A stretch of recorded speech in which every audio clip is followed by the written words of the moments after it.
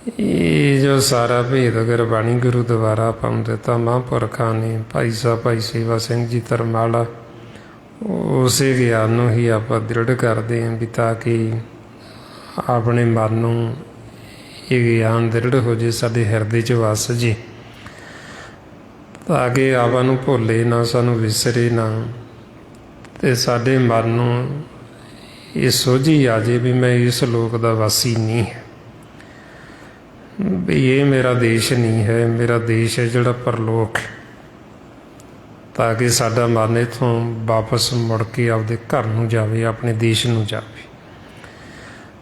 ਜਦੋਂ ਇਹ ਗਿਆਨ ਨੂੰ ਅਸੀਂ ਹਿਰਦੇ 'ਚ ਵਸਾ ਲਾਂਗੇ, ਫਿਰ ਸਾਡੇ ਮਨ ਨੂੰ ਭੇਦ ਆ ਜਾਂਦਾ ਵੀ ਮੈਂ ਇੱਥੇ ਨਹੀਂ ਰਹਿਣਾ, ਵੀ ਇਹਦਾ ਖੇਲ ਹੈ ਰੋਜ਼ ਦੀ ਰੋਜ਼ ਦਾ, ਸਵੇਰੇ ਆਉਣਾ ਅਤੇ ਇੱਥੋਂ ਮੈਂ ਰਾਤ ਨੂੰ ਵਾਪਸ ਚਲਾ ਜਾ। ਫਿਰ ਇਹ ਇੱਥੇ ਸੰਸਾਰ ਦੇ ਵਿੱਚ ਇੰਨਾ ਨਹੀਂ ਮੋਹ ਪਾਉਂਦਾ ਵੀ ਇੱਥੋਂ ਵਾਪਸ ਜਾ ਹੀ ਨਾ ਸਕੇ, ਇੰਨਾ ਬੰਧਨਾਂ 'ਚ ਨਹੀਂ ਵੱਝਦਾ ਇੱਥੇ। ਫਿਰ ਇਹਨੂੰ ਆਪਣਾ ਜਿਹੜਾ ਵਾਪਸ ਜਾਣਾ ਇਹਨੂੰ ਚੇਤੇ ਰਹਿੰਦਾ ਵੀ ਸਮਾਂ ਮੇਰੇ ਕੋਲ ਸੀਮਤ ਹੈ ਅਤੇ ਇੱਥੋਂ ਮੈਂ ਵਾਪਸ ਚਲਾ ਜਾਣਾ। ਫਿਰ ਇਹ ਮੌਤ ਨੂੰ ਚੇਤੇ ਰੱਖਦਾ, ਭੁੱਲਦਾ ਨਹੀਂ। ਅਤੇ ਇਹੋ ਮਾਰੇ ਸਮਝਾਉਂਦੇ, ਜੇ ਜਾਣਾ ਮਰ ਜਾਈਏ ਘੁੰਮ ਨਾ ਆਈਏ, ਝੂਠੀ ਦੁਨੀਆ ਲਾਗਣਾ ਆਪ ਵੰਝਾਈਏ। ਜੇ ਸਾਡਾ ਮਨ ਇਹ ਸਮਝ ਜਾਵੇ ਵੀ ਮੈਂ ਇਸ ਲੋਕ ਦਾ ਵਾਸੀ ਨਹੀਂ, ਫਿਰ ਇਹ ਝੂਠੀ ਦੁਨੀਆ ਨਾਲ ਇੰਨਾ ਨਹੀਂ ਵੱਝਦਾ ਇੱਥੇ, ਫਿਰ ਨਹੀਂ ਇੰਨੇ ਬੰਧਨਾਂ 'ਚ ਪੈਂਦਾ ਵੀ ਇੱਥੋਂ ਵਾਪਸ ਜਾ ਹੀ ਨਾ ਸਕੇ ਮੁੜ ਕੇ। ਝੂਠੀ ਦੁਨੀਆ ਨਾਲ ਉਦੋਂ ਵੱਜਦਾ ਜਦੋਂ ਇਹਨੂੰ ਮਰਨਾ ਭੁੱਲ ਜਾਂਦਾ, ਜਦੋਂ ਇਹ ਸਮਝਦਾ ਵੀ ਮੈਂ ਕਿਹੜਾ ਇੱਥੋਂ ਜਾਣਾ, ਫਿਰ ਇੱਥੇ ਮਾਣ ਅਪਮਾਨ ਦੇ ਵਿੱਚ ਸੰਸਾਰ ਦੀਆਂ ਵਡਿਆਈਆਂ 'ਚ ਪੈ ਜਾਂਦਾ। ਇਸ ਵਾਸਤੇ ਫਿਰ ਆਪਾਂ ਨੂੰ ਸਤਿਗੁਰੂ ਸਮਝਾਉਂਦੇ ਵੀ ਅਸੀਂ ਇਸ ਲੋਕ ਦੇ ਵਾਸੀ ਨਹੀਂ, ਅਸੀਂ ਪਰਲੋਕ ਦੇ ਰਹਿਣ ਵਾਲੇ, ਅਤੇ ਇੱਥੋਂ ਅਸੀਂ ਵਾਪਸ ਜਾਣਾ। ਜੇ ਅਸੀਂ ਇੰਨਾ ਕੁ ਵੀ ਯਾਦ ਰੱਖੀਏ ਅਤੇ ਸਾਡੇ ਲੜਾਈਆਂ ਝਗੜੇ ਖਤਮ ਹੋ ਜਾਂਦੇ, ਵੀ ਲੜਨਾ ਕਾਹਦੇ ਵਾਸਤੇ ਜਦੋਂ ਅਸੀਂ ਕਿਹੜਾ ਇੱਥੇ ਰਹਿਣਾ। ਲੜਦੇ ਅਸੀਂ ਉਦੋਂ ਹੀ ਹਾਂ ਜਦੋਂ ਅਸੀਂ ਕਹਿੰਦੇ ਮੇਰਾ ਹੈ, ਫਿਰ ਝਗੜੇ ਸ਼ੁਰੂ ਹੋ ਜਾਂਦੇ। ਸੋ ਇਸ ਵਾਸਤੇ ਜੋ ਸਤਿਗੁਰੂ ਆਪਾਂ ਨੂੰ ਸਮਝਾ ਰਹੇ, ਆਪਾਂ ਇਹਨੂੰ ਸਮਝਣ ਦਾ ਯਤਨ ਕਰਨਾ ਵੀ ਤਾਂ ਕਿ ਸਾਡੇ ਮਨ ਨੂੰ ਸਮੱਤ ਆ ਜੇ ਅਤੇ ਜਿਹੜੀ ਇਹਦੀ ਕਮਾਥੋਂ ਖਤਮ ਹੋ ਜੇ। ਸੋ ਇੰਨੀਆਂ ਬੇਨਤੀਆਂ, ਇੰਨੇ ਵਿਚਾਰ ਕਰਦਿਆਂ ਹੋਏ, ਜੇ ਕੋਈ ਐਸਾ ਸ਼ਬਦ ਬੋਲਿਆ ਗਿਆ ਹੋਵੇ ਸੰਗਤ ਅਤੇ ਸਤਿਗੁਰੂ ਬਖਸ਼ਣ ਯੋਗ ਨੇ, ਬਖਸ਼ ਦੇਣਾ ਜੀ। ਵਾਹਿਗੁਰੂ ਜੀ ਕਾ ਖਾਲਸਾ, ਵਾਹਿਗੁਰੂ ਜੀ ਕੀ ਫਤਿਹ। ਵਾਹਿਗੁਰੂ ਵਾਹਿਗੁਰੂ ਵਾਹਿਗੁਰੂ।